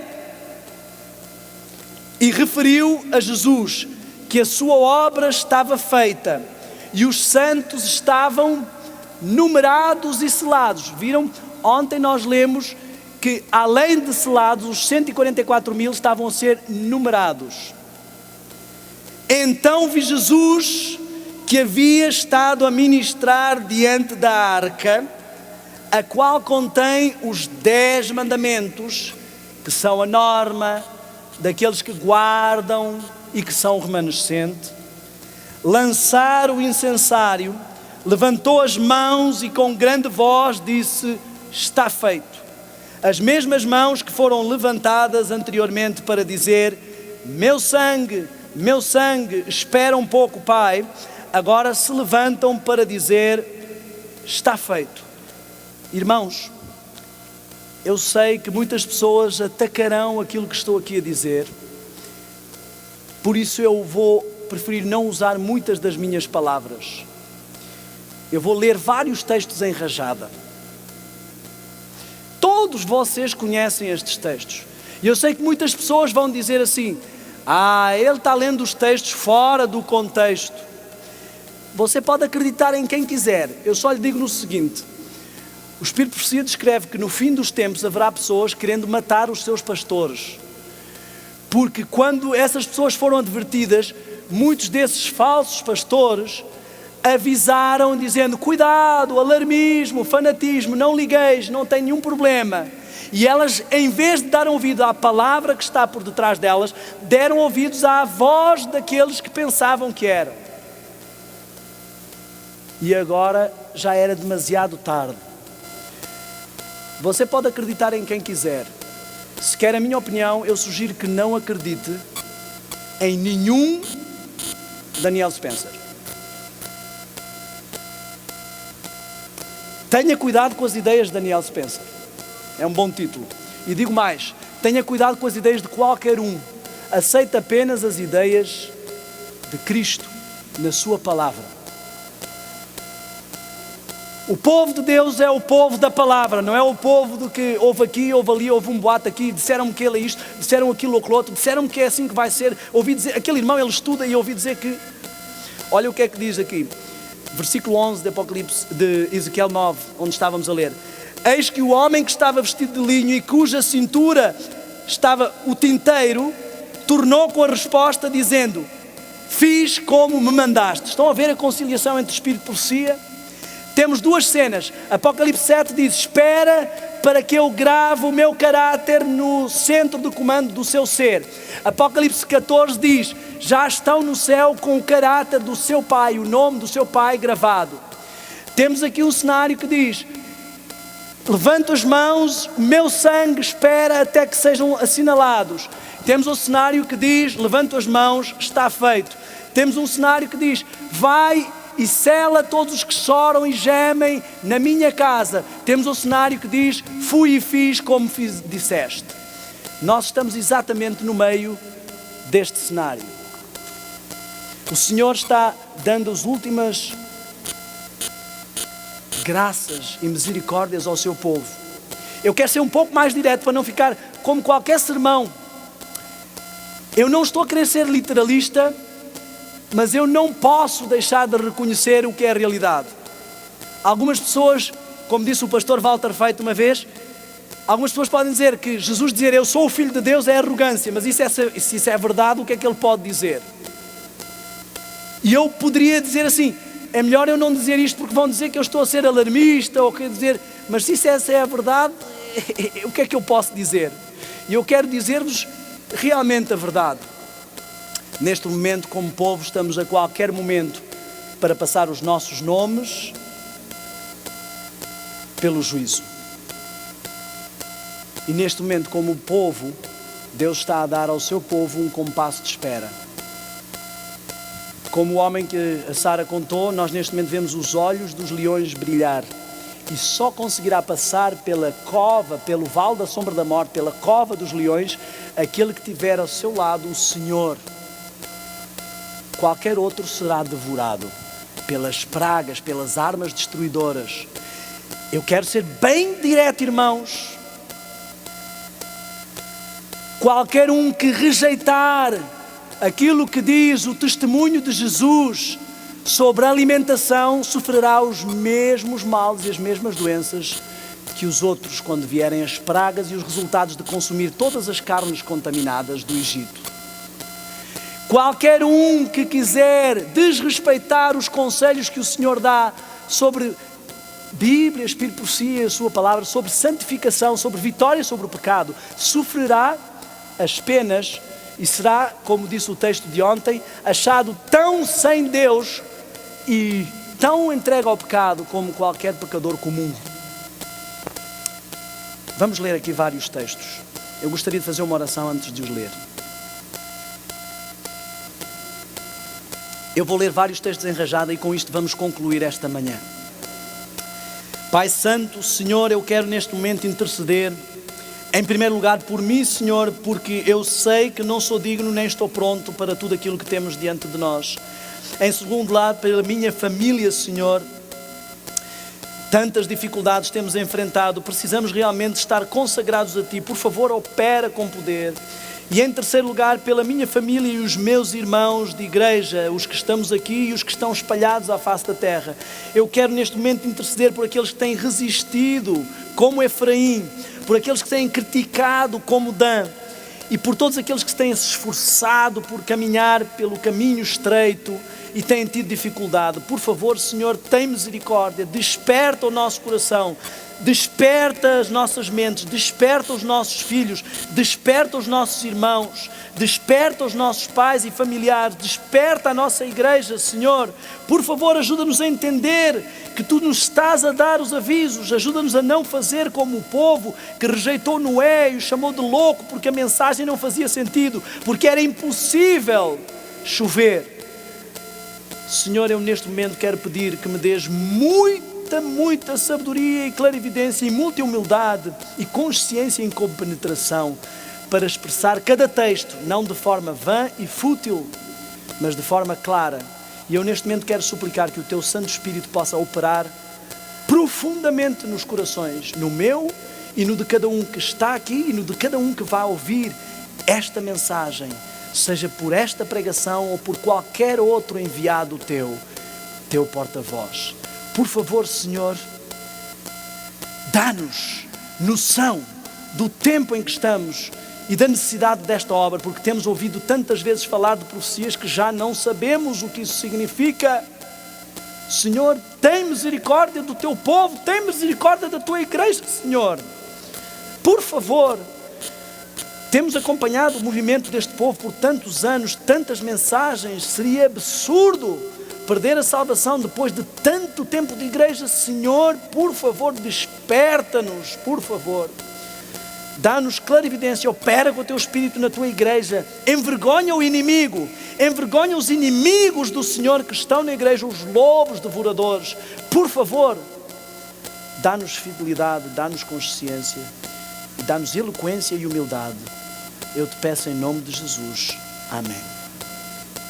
Eu sei que você conhece a maior parte dos textos que vamos ler. Preste muita atenção. O selo de Deus jamais será colocado à testa de homens ou mulheres impuros. Todos os que recebem o selo de Deus devem ser como? Imaculados. O que é imaculados? Sem mácula. O que é mácula? Mancha. É a mesma coisa que irrepreensíveis. O Senhor te chama para fazer parte dos 144 mil. Para ter esse caráter e ser dito de ti que és irrepreensível. Só os que buscarem esse estado de coisas estarão para ser trasladados e para estar no monte de Sião como as primícias. O selo de Deus, do Deus vivo só será colocado nos que dizem que Cristo é o Senhor, nos que tentam seguir o que Deus diz, nos que quê? Se assemelham a Cristo no caráter. Os que vão ser protegidos no tempo de angústia devem refletir uma boa parte do caráter de Cristo, é isso que diz? Devem refletir como?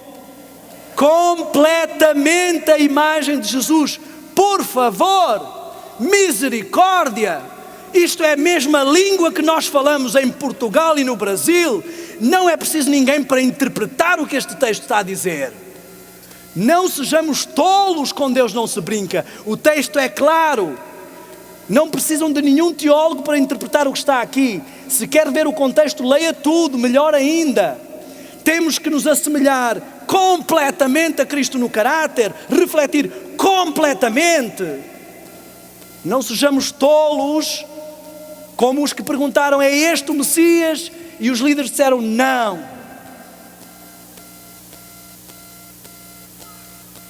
Misericórdia. Nenhum de nós jamais receberá o selo de Deus enquanto o caráter tiver uma nódoa ou mácula sequer. Ela não está a fazer aqui nenhuma profecia, isto não são símbolos. Ela está a descrever o que viu em visão, é o futuro. Irmão, eu quero que você pense neste momento nos seus defeitos, enquanto eu penso nos meus. Você tem ideia do que isto significa? Isto é impossível. Aquilo que ao homem é impossível, só a Deus é possível. E a menos que nos humilhemos seriamente perante o Senhor, sabem, as pessoas são salvas pela fé, não pelas obras. Todas as pessoas que não têm fé suficiente para crer que o Senhor pode operar as obras se perderão. Porque não têm fé. Somos salvos pela fé. A fé não é o que é possível. Alguns já vi pregarem dizendo assim, você já viu alguém que nunca peque? Você já viu chover? Foi o que disseram no dilúvio. Você já viu alguém ressuscitar um morto? Isso não é fé. Fé do que se vê não interessa. Fé é crer nas coisas que não se veem, que não parecem possíveis. Não me parece possível, olha, honestamente irmãos, quando eu penso em refletir completamente o caráter de Deus e não ter nenhuma nódoa sequer no meu caráter, eu sinceramente digo, Senhor, aumenta a minha fé. Eu olho para o meu caráter e digo, isto não me parece possível. Não vejo nenhuma possibilidade disso, mas Senhor, se Tu dizes, eu vou acreditar. Porque só por Ti cumpre-nos remediar os defeitos de caráter. Assim que vier a chuva serôdia, ela vai nos ajudar a isso. É isso que diz o texto. Purificar do melhor que pudermos da nossa contaminação. O que é que diz o texto? Toda a contaminação, o templo da alma. O templo tem que ser absolutamente purificado. Então, depois de purificado o caráter, de refletir a imagem de Cristo, então a chuva serôdia, que tolos, ficamos orando, Senhor, derrama o Espírito Santo e a chuva serôdia. Amigo, eu quero derramar. Poderias limpar o caráter, poderias deixar-me operar, eu só estou à espera que isso aconteça. Já até mandei segurar os ventos, já até pedir, por favor, segurem, porque aquele rapaz ainda não está pronto. Ele prega para a frente e para trás e continua ainda com os problemas que tem no seu caráter, com os problemas que tem na sua família. Ajuda este rapaz. Daniel, dá-te pressa. Eu quero realmente mandar a chuva serôdia, mas tu estás a perceber o que eu preciso para poder fazer isso? Eu não posso pôr vinho novo em odres velhos.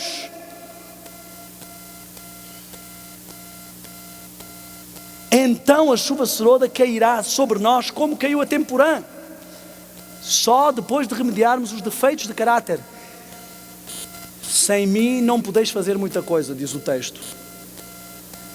Como é que diz? Nada. Nós só não estamos ainda nesta condição porque ainda acreditamos que podemos fazer alguma coisa.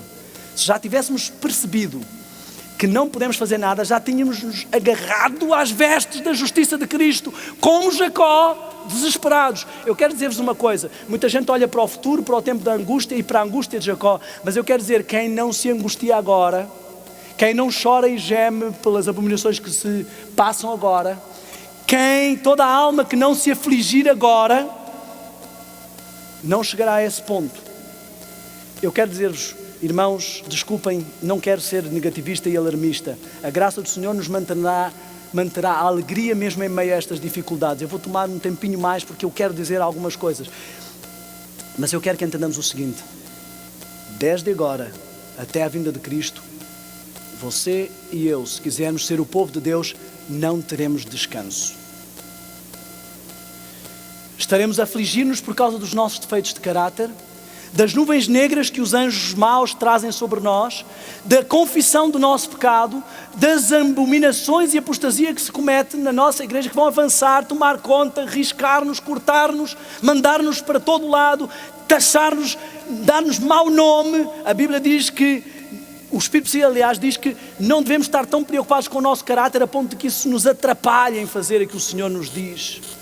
Aquele que não estiver disposto a ser mal falado e quiser manter o seu status, não conseguirá fazer isto. Estaremos afligidos com estas coisas, depois vamos estar afligidos com o mundo todo, reconhecendo direitos humanos, avançando, e nós sendo considerados fanáticos, quadrados, que não aceitam o gay porque têm mente fechada, que não aceitam isto e aquilo outro, não comem, não fazem, vestem assim, os quadrados. E depois daí vamos passar a aflição pelo decreto dominical e a aflição da perseguição, e não vai ser só uma igrejinha, não vai ser só um bando de apostatados numa igreja, não, vai ser um mundo inteiro. E nós sozinhos. E a angústia vai ser tal como nunca houve, a tal ponto que Miguel diz: basta, e se levanta em favor do seu povo. Não existe mais vida fácil para você. Mas essa é a vida mais prazerosa, porque a alegria de Cristo está ali. A alegria de Jesus não está nas coisas materiais, senão ele teria ficado sozinho. Eu quero que entendam uma coisa: a vitória da cruz é ganha no Getsemane. Foi no Getsemane que Jesus largou a sua vontade totalmente e disse: Senhor, eu não quero. A minha alma, como diz, a sua natureza humana recuava perante o que ele tinha que fazer. Era desesperante, era uma obra demasiado grande para ele. Mas foi naquele momento que ele disse: não se faça a minha vontade, mas a tua. Primeiro o eu morre no Getsemane e só depois ele pode ser crucificado com Cristo. A agonia da cruz poderemos compará-la aos que estão ali na angústia de Jacó. Pai, por que me abandonaste? Ele se sente sozinho. Mas precisamos agora, nesta fase, afligir as nossas almas no Yom Kippur, no Getsemane, render o eu e a nossa vontade para chegar a esse momento. A Bíblia é tão clara, todos os símbolos que temos desprezado dizem tudo. Eu tenho que continuar. Com todas as faculdades que nos forem dadas por Deus, estamos procurando alcançar a medida da estatura de homens e mulheres de Cristo. O que é que são homens e mulheres da estatura de Cristo? Poderemos levar isto na teoria, na poesia. O próprio texto explica, não precisamos de ninguém para interpretar. Olhem, estamos buscando a sua plenitude, chegando cada vez mais alto, procurando atingir a perfeição do seu caráter. Ellen White parece que era também perfeccionista. Quando os servos de Deus chegarem a esse ponto, eles serão selados em suas frontes. Irmãos, o que é que estamos a pregar? Quem é o ousado que se levanta e prega na igreja contra isto? Quem tem coragem de fazer isto? Desculpem, eu não me posso calar, porque isso sim é um ataque à igreja. A igreja acabou de reafirmar, reconhece a autoridade da serva do Senhor. A própria serva do Senhor não disse que ninguém tinha que interpretar os textos dela. Ela disse que ela, quando o Senhor diz uma coisa, quer dizer exatamente isso. E que ela não precisa de ninguém para interpretar os textos dela. Deus deu a Bíblia no Antigo Testamento, o Novo Testamento para explicar o Antigo, e o Espírito por si para explicar o Antigo e o Novo Testamento. E não precisamos de mais ninguém para interpretar, nem mesmo nós devemos interpretar. Está claro. Precisamos buscar a plenitude do seu caráter, chegar cada vez mais alto, atingir a perfeição do seu caráter. Isto não tem nada a ver com carne santa. Carne santa diz que a carne estava perfeita, que eles não podiam mais pecar, estavam inexpugnáveis. Quando os servos de Deus chegarem a esse ponto, eles serão selados em suas frontes. Irmãos, eu tenho que falar algo aqui, que eu vou repetir isto mais tarde com detalhe, mas eu não posso deixar de falar. Eu quero fazer uma pergunta para vocês levarem para casa. E podem apresentar estas perguntas a todas as pessoas na vossa igreja que se opuserem a isto. Reparem, eu não usei aqui as minhas palavras, eu só estou a ler. Eu não estou a usar nenhuma interpretação. E eu não quero aqui explicar este texto, eu vou só fazer perguntas. Irmãos, não pequeis, mas se pecarmos temos um... E quando não tivermos, quando ele sair, se pecarmos, o que é que temos? Vou fazer outra pergunta. A doutrina adventista diz que o pecador vem, transfere o seu pecado para o Cordeiro, o sangue é espargido no santuário, a culpa passa para o santuário. No santuário, quando chega o Yom Kippur, o sumo sacerdote transfere aquela culpa para o bode. Agora o sumo sacerdote sai, acabou o Yom Kippur, está feita a purificação. Portanto, quem é santo continua santo, não é porque se tem carne santa, e quem não é, continua como está resolvido cada caso. E eu agora peco. Para onde vai este pecado? Se for para o Cordeiro, vai ficar no Cordeiro. Se for para o santuário, vai manchar o santuário que acabou de ser purificado. O sistema acabou. Estamos a pregar contra a nossa própria doutrina. Ou a não ser que me digam assim, não, muito simples, como eu já sei que não é possível parar de pecar, antes do sumo sacerdote sair do santuário, que só por acaso ninguém sabe quando vai ser, eu peço antecipadamente perdão, eu compro uma bula para pedir perdão pelos pecados que vou cometer ali, porque senão estou acabado. Irmãos, paremos para pensar. O que quer dizer viver à vista de um Deus Santo? Eu não estou a explicar nada, eu só estou a fazer perguntas. Eu não estou a querer dizer que eu tenho as respostas. Eu estou a dizer que é assim, o que me estão a dizer ali não bate certo com o que está aqui e não bate certo com nada. Então eu quero respostas. Expliquem-me. Porque esta é a nossa doutrina. Eu não me lembro nunca da igreja ter pregado que o pecado ia vencer a igreja.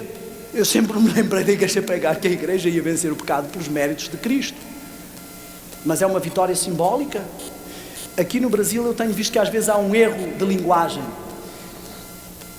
Vitória em Cristo, ou vencer em Cristo, não significa só que Ele vence por mim, significa que Ele vence em mim. Amém? O poder de Cristo não está em que Ele venceu, Ele é muito forte, fantástico. Para isso Ele não precisava de vir como um ser humano. E não estou aqui a entrar em detalhes de natureza. Bastava ter vindo, venceu o pecado, agora o nosso general venceu, nós ganhamos também. Mas o que Ele quer é vencer em nós o pecado. Essa é a vitória que vence o mundo, a vossa fé. Irmãos, tenho que acabar porque o tempo está a avançar. Só faltam 2 textos. Este é o último. Satanás está agora usando cada artifício neste tempo de selamento. Qual é o tempo de selamento?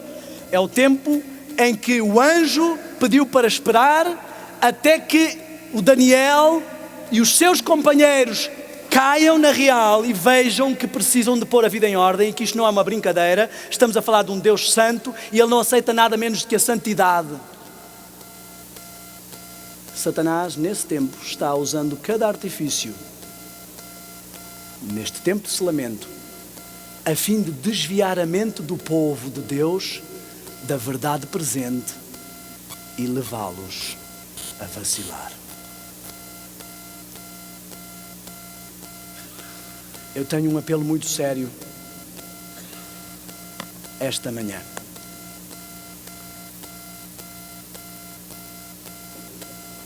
Sério para mim também. E vou começar por mim. Daniel, o que te está distraindo? Talvez se sondares ou me deixares sondar profundamente o teu coração, talvez vás descobrir que por vezes o teu ministério pode estar a ser mais importante que a tua preparação ou o teu selamento. Talvez às vezes estejas demasiado ocupado, como Marta,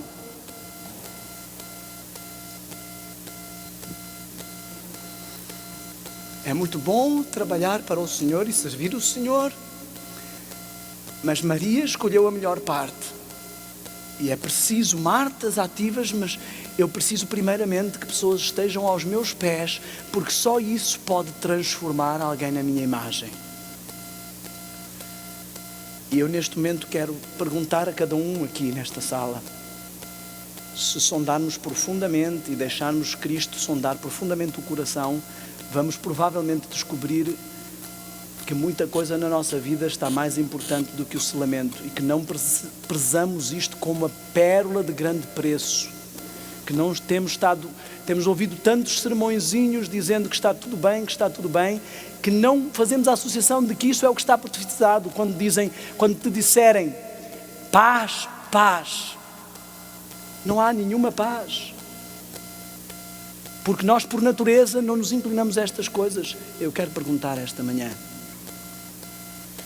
o que é que tem sido na tua vida mais importante do que o selamento? Mais importante do que o teu caráter? Mais importante do que a tua salvação, a qual deves prezar para que ninguém roube a tua coroa? Pode até ser o teu curso de teologia. Pode ser o teu cargo de igreja. Pode ser a tua família. Pode ser o teu status. Pode ser o teu emprego. Pode ser o pão à tua mesa. Pode ser os inimigos da verdade que tu queres combater e provar e que gastas horas demasiado a tentar provar o teu ponto de vista. Eu tenho um apelo. Para mim, para vós e para toda a Igreja do Senhor. Eu quero ser muito franco e sincero neste momento. Daniel Spencer não é quem vocês pensam que ele é. Todo este ministério que eu tenho vivido e tido, eu não tenho capacidade para o desenvolver. Eu não estou a utilizar palavras feitas. Eu estou a ser sincero. Foi o Senhor que levou as pregações a partir de Hortolândia. O irmão Marcos até estava aqui, foi a pessoa que gravou. Eu nem sequer sabia que ele estava a gravar. Quando eu comecei a pregar a Guerra dos Sentidos, eu não tinha sequer noção da importância e da seriedade daquilo que eu estava pregando. Eu só decidi partilhar com as pessoas aquilo que o Senhor trouxe e que me ajudou na minha vida e pensei assim, isto vai ser útil para mais alguém. Eu nunca pensei que fosse ter tantos inimigos. Eu nunca pensei que a Igreja do Senhor, em vez de dizer assim, uau, era mesmo isto que eu estava buscando, Daniel, eu tinha a mesma dúvida que você, ia ficar tão revoltada.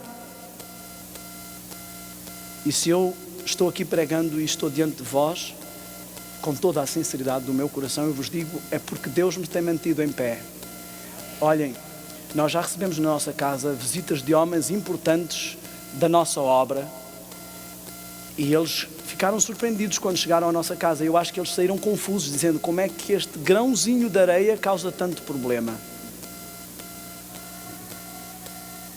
É assim, não sou eu que causo o problema. Qualquer um que está nesta sala, ouçam bem, porque isto que eu estou a dizer é verdade e não é uma bela poesia para terminar o sermão.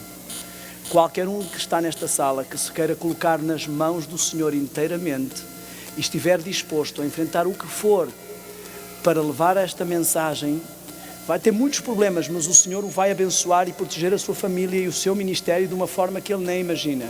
E poderá fazer dele um pregador ou, se for outro dom, qualquer outra coisa.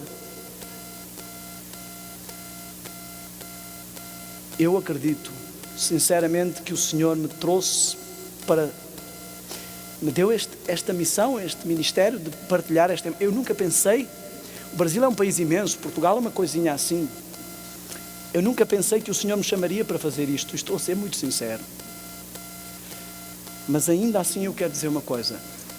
Irmãos, isso não interessa para nada se eu não cuidar do meu caráter e do meu selamento. Aquilo que deve preocupar neste momento a Igreja Adventista mundialmente não é a ordenação das mulheres, não é nada daquilo que já está estabelecido, mas é a preparação de cada um. E eu quero deixar este apelo para você, Lígia, para ti, Vera. Estão aqui muitos amigos, muitas pessoas. Eu tenho pregado nas vossas igrejas. Estou muito contente por estarem aqui e eu aceitei este convite. Porque eu só quero dizer uma coisa ao povo de Deus neste momento. Nada mais importa, irmãos. Nós chegamos a um tempo em que nada mais importa. Está acabado. Isto não vai a lado nenhum, irmãos. Acabou. As profecias estão a acontecer e só nos resta preparar o caráter. Não esperem vida fácil. Se odiaram a Cristo, vão-nos odiar a nós. E quando Jesus enviou o seu povo para o meio de Israel, ele disse: cuidado que eu vos estou enviando para o meio de lobos. Olha, se você fosse um cordeiro, você saberia o que significa um lobo para um cordeiro. Nós temos estado a brincar no meio de lobos. Lobos devoradores, chamou Paulo. Eu quero dizer sinceramente, eu só ia falar sobre isto no próximo sermão ou no outro. Mas a palavra mártir é a palavra que traduz mártir e testemunha. E Jesus disse claramente: sedes meus mártires, primeiro em Jerusalém, depois em Samaria e até aos confins do mundo. Este é o futuro que espera todo o que quiser seguir a identidade que Deus deu a esta igreja. Nós vamos testemunhar e ser mártires, primeiro em Jerusalém, no santuário do Senhor, no povo de Deus, na própria igreja. Eles vão tomar conta de tudo. E eles, eu não digo eles os maus, eles todos aqueles que não se querem vergar ao Senhor. Posso ser eu se não me quiser vergar. Vamos martirizar, testemunhar primeiro aqui e sofrer todo o tipo de perseguição. Isso já está a acontecer. Pastores consagrados, dedicados, estão a ser barrados em muitos lados. A divisão está instalada. As pessoas, vota-se uma coisa e eles querem seguir outra. Não percebemos que são os inimigos da verdade que estão infiltrados. Estamos a tranquilizar o nosso coração porque dizem: aqueles são dissidentes. Não sejamos tolos. Vamos ser martirizados aqui. Depois, Samaria. Samaria são os irmãos de Israel.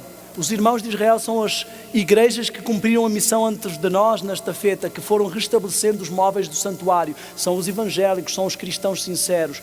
Depois de sermos martirizados na nossa própria igreja, vamos ser martirizados ali. Vamos ser gozados, troçados, considerados fanáticos. Existe um vídeo de um pastor adventista num programa na Inglaterra. Todo mundo olha para ele, ele só disse... Nem falou sobre estas coisas complicadas da igreja. Só disse como é que nós queremos que Jesus virá. E todo mundo pensou que ele era louco. E depois de ser martirizados em Samaria, vamos ser martirizados até aos confins do mundo. O testemunho está inteiramente ligado ao sangue. Quando a igreja não tem perseguição, ela tem apostasia. E a única forma de espiar esta apostasia é com sangue. Eu só quero deixar este apelo a toda a igreja adventista mundial. Este é o momento da sua decisão. Este é o dia aceitável do Senhor. O Senhor põe diante de vós neste momento a morte e a vida, os cordeiros e os bodes. E vos diz que precisam escolher hoje a quem querem servir. Não se deixem enganar por status, não se deixem enganar por posição, não se deixem enganar por nome. Sigam o vosso general. Oremos. Eu convido a todos os que puderem a se colocarem de joelhos para uma oração de contrição, entrega ao Senhor e confissão.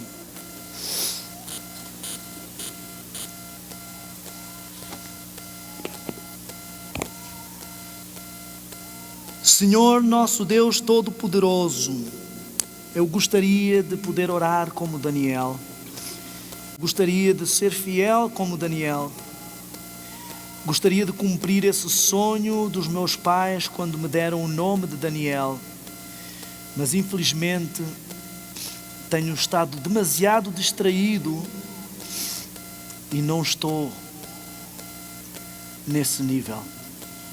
Mas Senhor, por isso mesmo eu não quero usar os meus méritos. Eu sei que a vitória sobre o pecado não vem pelos meus méritos.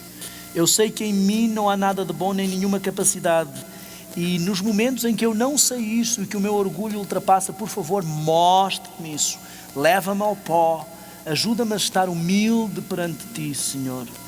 Mas eu venho a Ti usando os méritos de Cristo, aquele que foi submisso, aquele que foi humilde até à morte e morte de cruz, o único que tem poder para realmente restaurar a vida, não só para curar cegos e ressuscitar mortos, mas para trazer à vida pessoas mortas espiritualmente e para vencer o pecado e as portas do inferno.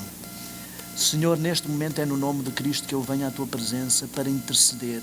Eu quero interceder pessoalmente por cada irmão que veio aqui, pelas suas vidas. Eu sei que aqui está reunido, não os que são melhores que os outros, mas estão reunidos pessoas que desejam realmente e que têm labutado realmente e que estão buscando o Senhor. Por favor, eu peço uma bênção especial para a vida delas, uma bênção de poder para vencer o mal, uma bênção de sensibilização para se entregarem a Ti e humilharem-se totalmente, Senhor. Opera na vida delas, opera na vida das suas famílias, opera na vida daqueles que queriam vir, mas que por algum motivo não puderam. Dá força e ânimo àqueles que tiveram medo das ameaças. Ajuda-os a entender, Senhor, que se cederem e recuarem agora, terão que ceder e recuar para sempre, porque a coisa não mudará. Mas, Senhor, eu quero também interceder pela Tua igreja, esta poderosa igreja que Tu puseste no mundo e que o inimigo tem tentado de tudo para destruir, mas que não conseguirá. Por favor, Senhor, vivifica a Tua igreja, fortalece a Tua igreja, reaviva a Tua igreja, reforma a Tua igreja e opera, toma as rédeas, porque nós não temos sido capazes de liderar o Teu povo. Por favor, Senhor, toma as rédeas, termina a obra, porque o tempo esgotou, porque a terra está podre com tudo o que se passa e até a Tua própria igreja o inimigo quer contaminar. Por favor, Senhor, atende à minha oração, apesar de eu não ser digno. Por favor, atende como Te clamamos e opera com poder. Prepara-nos para servir o General Miguel e para estar prontos e selados quando ele se levantar. Eu Te peço em nome de Jesus. Amém.